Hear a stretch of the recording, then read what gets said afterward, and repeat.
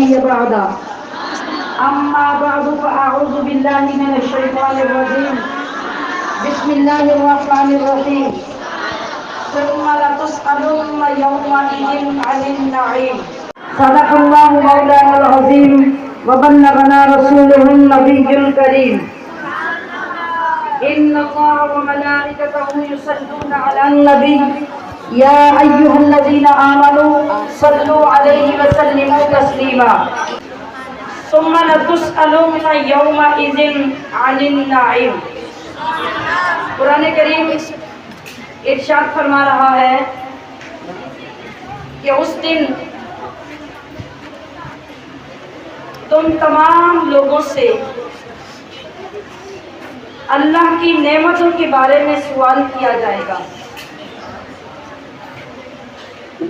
کون سی نعمتیں؟ جو ہمیں دنیا کے لیے رب کریم نے عطا کی، چھوٹی سے چھوٹی نعمت سے لے کر بڑی سے بڑی نعمت تک جو ہمیں ملی، اس کے بارے میں سوال کیا جائے گا. آج الحمدللہ جس فکر کے لیے اور جس ذکر کے لیے ہم سارے حاضر ہوئے ہیں، آپ نے اشتہار میں بھی پڑھا کہ حضرت مبارک صاحب رحمۃ اللہ علیہ سے لے کر آپ کے نیچے تمام خاندان، تمام ادارے سے متعلق، اور اس کے بعد امت محمدیہ کے ہر فرد کے لیے آج کی یہ محفل ثواب بیچنے کے لیے ہے. عزیزات محتشم، ایک اللہ کے ولی اپنی مجلس میں بیٹھے ہیں اور یہ آیت پڑھ کر ثم لتسألن یومئذ عن النعیم، قیامت کے دن ہر نعمت کے بارے میں سوال کیا جائے گا. توجہ رکھیے اور آپ بیٹھ جائیے بچوں. یہ کیوں چل پھر رہے ہیں؟ اب مجھے چلتے نظر نہیں ہے، چند منٹ بیٹھ جائیے آپ. یہ اللہ رب العزت کا فرمان ہے قرآن عظیم میں. آپ جن خوبصورت جذبات کے ساتھ اور ہماری حوصلہ افزائی کے لیے اور خود اللہ کا دین سیکھنے کے لیے ان تمام بزرگوں کی نسبت سے ان کی بارگاہوں سے فیض سے جھولیاں بھرنے کے لیے آپ یہاں تشریف لائے. موسم اور موسم سے متعلق چیزوں نے ڈسٹرب کیا ایک پہلو. دوسرا پہلو یہ ہے کہ اس کے صدقے سے ہمارے جسموں سے جو پسینہ نکلا وہ ہمارے گناہوں کی بخشش کی گارنٹی ہے. میں سمجھتی تھی کہ ٹائم گزر جائے گا اور آج شاید میں کچھ بیان نہ کروں، لیکن آپ کی محبت نے، آپ کے جذبے اور استقامت نے اور انتہائی اطمینان سے اس طرح بیٹھنے نے میرے دل کو اتنی خوشی عطا کی کہ مجھے لگا کہ ہم جو سیکھتے ہیں اس کا تھوڑا تھوڑا اثر آ گیا ہے. تو مجھے ایک بزرگ کی بات یاد آ گئی اور ان کی مجلس کا منظر یاد آ گیا، اور میں نے سوچا کہ دل تو نرم ہوئے پڑے ہیں، پسینہ اتنا بہہ گیا ہے کہ اب دلوں کے اندر محبت اور بڑھ گئی ہے. تو کیوں نہ ہو کہ ہم ایک بات وہ کر لیں جس سے ہمارے دلوں کے اندر تک اللہ کی بخشش کا وہ جذبہ پیدا ہو جائے، اور آج ہم ایک تبدیلی لے کر یہاں سے اٹھیں، ایک چینج لے کر یہاں سے اٹھیں، اور اپنی زندگی اور آخرت کی ایک گہری سوچ لے کر اٹھیں جو ہمارے دلوں کو بدل دے اور صبح سے لے کے رات تک ہمیں احتساب کے لیے تیار کر دے. آئیے دیکھتے ہیں وہ منظر کیسا تھا. وہ ایک اللہ کا ولی تھا، اس نے آگ جلا رکھی تھی، آگ جلا کر اس کے اوپر ایک توا رکھا ہوا تھا. میری طرف دیکھیے گا، ایک توا رکھا ہوا تھا اور اس توے کے نیچے آگ جل رہی ہے. لوگ مجلس میں بیٹھے ہوئے ہیں. اللہ کے ولی نے آیت پڑھی ثم لتسألن یومئذ عن النعیم. لوگوں اس دن ہر چیز کا حساب دینا ہے. کہاں دینا ہے؟ اللہ کے دربار میں کھڑے ہو کے دینا ہے. وہ دربار کا عالم کیا ہوگا؟ نیچے زمین تانبے کی طرح تپی ہوگی، آسمان قہر برسا رہا ہوگا، ننگے پاؤں ننگے جسم آپ کھڑے ہوں گے، اللہ نے ہر چیز کا سوال کرنا ہے، بتاؤ میں نے نعمتیں دی تھی تم نے کہاں خرچ کی؟ لوگوں کی سمجھ میں بات آئی، کچھ نہیں آئی۔ اللہ کے ولی اٹھے، کہا وہاں حساب دینے کی کیفیت پتہ کیا ہوگی اور کس کس کے لیے حساب دینا آسان ہوگا؟ وہ اٹھے، ننگے پاؤں تھے، توے کے نیچے آگ جل رہی تھی، ننگے پاؤں توے کے اوپر کھڑے ہو گئے۔ کیا سمجھ آئی؟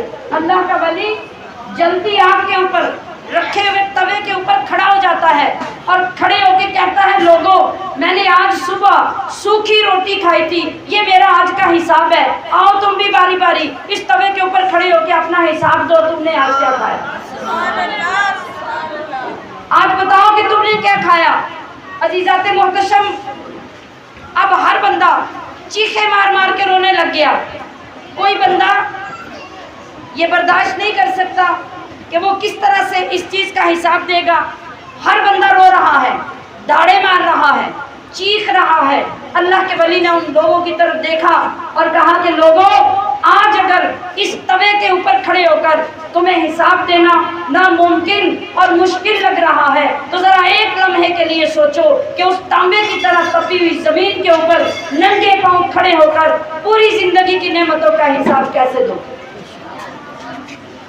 ہماری زندگی میں اس فکر کی ضرورت ہے۔ عزیزات محتشم، جب اللہ کے ولیوں کی بارگاہ میں آئیں تو ہمیں یہ سیکھنے کو ملتا ہے، ان کے فیضان سے ہماری آنکھیں ظاہری نہیں بلکہ دل کی آنکھیں بھی کھلتی ہیں اور ہمیں سمجھ آتی ہے کہ ہم زندگی میں کیا کر رہے ہیں، ہمیں کیا کرنا ہے۔ قیامت کا منظر کیا ہوگا؟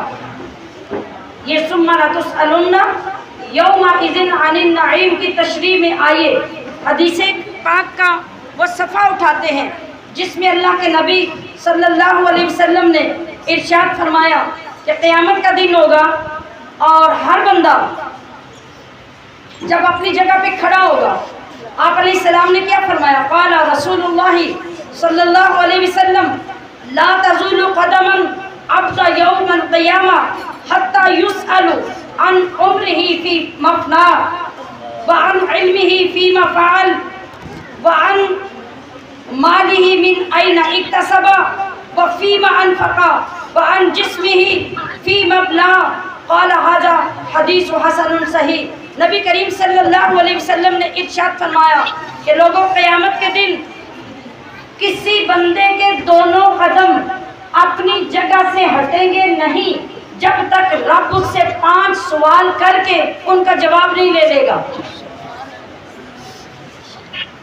5 سوال کر کے، یہ مجھ سے بھی ہوں گے، آپ سے بھی ہوں گے، ساری کائنات سے 5 سوال کیے جائیں گے اور فرمایا کہ قدم اپنی جگہ سے ہٹ نہیں سکے گا جب تک کہ آپ ان 5 سوالوں کے جواب نہیں دے لیں گے۔ اور سوال کیا ہوگا؟ میں نے 5 سوال آپ کے سامنے حدیث پاک پیش کی کہ یہاں تک کہ اس سے یہ نہ پوچھ لیا جائے کہ اس کی عمر کے بارے میں، کہ اسے کن کاموں میں اس نے اپنی عمر کو خرچ کیا، پھر اس کی جوانی کے بارے میں کہ اس نے اپنی جوانی کہاں خرچ کی اور کن کاموں میں اسے لگایا، پھر اس کے علم کے بارے میں کہ جو علم اس نے حاصل کیا اس پہ اس نے عمل کتنا کیا، اور اس کے مال کے بارے میں کہ اس نے مال کہاں سے کمایا اور مال کہاں خرچ کیا۔ یہ ساری باتیں اس سے پوچھی جائیں گی اور پوچھا جائے گا کہ جو جسم اللہ نے تجھے دیا تھا، اللہ فرمائے گا جو میں نے تجھے دیا تھا وہ جسم تو نے کہاں خرچ کیا۔ ہمشیران محترم، آپ ذرا سوچئے ساری زندگی ہم نے کہاں گزاری؟ حساب ہے؟ اللہ کے ولی نے ایک دن کا حساب مانگا، کہا توے پہ کھڑے ہو جاؤ، میں نے تو سوکھی روٹی کھائی تھی، پیروں کو آگ نے کچھ اثر نہیں کیا، کوئی پرابلم نہیں آیا، آرام سے مٹی کی زمین کی طرح توے پہ کھڑے ہوئے، کہا لوگوں میں نے تو آج سوکھی روٹی کھائی تھی، میرا اتنا سا حساب ہے۔ اور یہ کیا کہ توے سے نیچے اتر آئی، کہا باری باری آؤ تم بھی کھڑے ہو کے بتاؤ کہ تمہارا آج کا حساب کیا ہے۔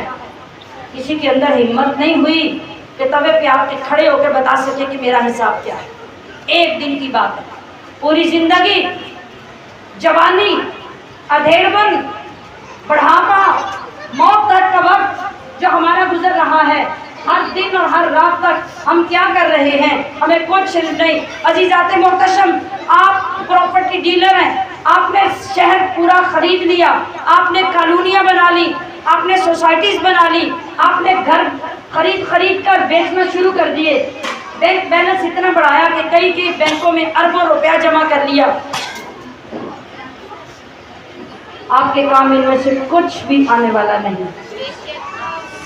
तो फिर किस कमाई की बात आप वहां कर सकेंगे? कौन सी कमाई ऐसी होगी जिसका जवाब आप रब की बारगाह में पेश करके मुतमईन होंगे कि मौला मैंने वो कमाई की जो ना डूबने वाली थी, ना खत्म होने वाली थी, ना नुकसान में जाने वाली थी, ना खसारा हो सकता था। मेरी कमाई ऐसी है कि उसका प्रॉफिट ही प्रॉफिट है, उसका नफ़ा ही नफ़ा है, उसका फ़ायदा ही फ़ायदा है।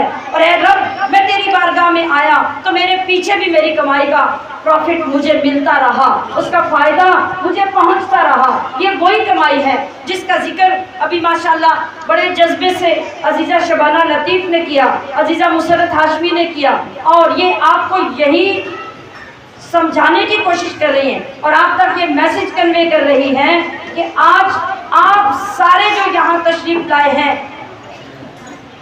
ये किसी की कमाई है,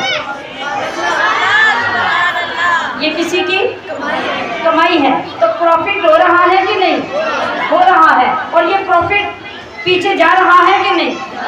ये सीना बसीना फैल रहा है, बढ़ रहा है। और अगर हम उस सारे को इकट्ठा करने की कोशिश करें तो उसकी एक झलकी हमें 12 रबीउल अव्वल को नजर आती है। अल्हम्दुलिल्लाह सुम्मा अल्हम्दुलिल्लाह। मुझे यकीन कामिल है कि जब क़यामत का दिन आएगा, हमारे वालिदैन को रब्बे करीम बुलाएगा और उनसे पूछेगा कि बताओ मेरे बंदो तुमने क्या कमाई की, और जो कमाई की वो खर्च कहाँ की। आज सारी जिंदगी सर झुका के जीने वाले वो वालिदैन वहाँ सर उठाकर बताएंगे कि मौला तेरे हुक्म से एक बार बराबर भी रुगदानी नहीं की, ना अपनी औलाद के लिए माल जमा किया, ना अपनी जिंदगी में माल बचा के रखा। जो तूने दिया तेरे दीन पे खर्च कर दिया, और जो तेरी दी हुई औलाद पे खर्च किया, फिर खर्च करके उस औलाद को भी तेरी राह में खर्च कर दिया। तो वो वक्त होगा जब इंशाअल्लाह इन वालिदैन के सर झुके नहीं होंगे, शर्मिंदगी नहीं होगी, वो सुरखरू होंगे। और ये बात सच है, हमने कभी अपनी सारी ज़िंदगी में अपने माँ बाप को, अपने भाइयों को माल की हवस में नहीं देखा। क्यों नहीं देखा? इसलिए कि हमारे बड़ों ने माल की तलब नहीं की, उन्होंने मिस्कीनी मांगी और उन्होंने कनाअत मांगी। अल्लाह ने जो दिया उस पर कनाअत की, और जो मिला उसे खर्च कर दिया। औलाद को खर्च करने की तरगीब दी, अपने जिस्म तक खर्च करके दुनिया से रुखसत हो गए। ये अल्लाह का दिया हुआ अजर है, हमारी इसमें कोई काबिलियत नहीं है। ये उनकी अपनी दुआओं का समर है कि आज उस रब्बे करीम ने हमें इस काबिल किया। अगर वालिदैन की इतनी खूबसूरत दुआएं ना होती तो शायद आज हम पता नहीं कहाँ भटक रहे होते, न जाने जिंदगी किस साल में होती। कलिमा भी पढ़ सकते कि नहीं, कुरान भी पढ़ सकते कि नहीं। लेकिन आज मुझे इत्मीनान कल्ब नसीब होता है कि उन माँ बाप की दुआओं ने न सिर्फ खुद कुरान पढ़ने के बल्कि लाखों लोगों को कुरान पढ़ाने के काबिल कर दिया। ये सब उनकी कमाई है, और ये जो चल रहा है ये उनका शुरू किया हुआ कारोबार चल रहा है। वो कारोबार जिसमें सारा प्रॉफिट खुद उनके नाम पे जा रहा है, और उनके ज़रिए पीछे तक उनके वालिदैन हों या औलादे हों या अजीज़ो अक़ारब हों या हमारे असातिज़ा इकराम हों या हमें रहनुमाई देने वाले मुर्शिद हों, ये सब हिस्से उनकी तरफ लौट लौट कर जा रहे हैं। आप सबका तशरीफ़ लाना, मोहब्बत का इज़हार करना, ये सब भी उन रूहों की बरकत है जिनका फैज़ आपके सीनों में भी जा रहा है, और वो फैज़ उनके नाम सुन के जब मचलता है तो उठा के उनकी बारगाह में ले आता है। अल्लाह रब्बुल इज़्ज़त हमारी इन तमाम طالبات، ان تمام معلمات جن سے کئی باغ اب مہک رہے ہیں، انہیں اللہ سلامت رکھے اور انہیں اپنے اپنے بزرگوں کے لیے، اساتذہ کے لیے اللہ کریم ایسا شاندار صدقہ جاریہ بنائے کہ یہ باغات کھلے رہیں، ان کی خوشبو سے علاقے معطر رہیں، اور ہمارے چھوٹے چھوٹے اعمال اللہ اپنی شان سے بہت بڑے بڑے کر کے ان پاکیزہ ہستیوں کی پاکیزہ روحوں کے فیض سے ہم سب کو فیضیاب کرے، اور ان کے صدقے سے ہماری یہ حاضریاں قیامت کے دن ہمارے بھی کام آ جائیں۔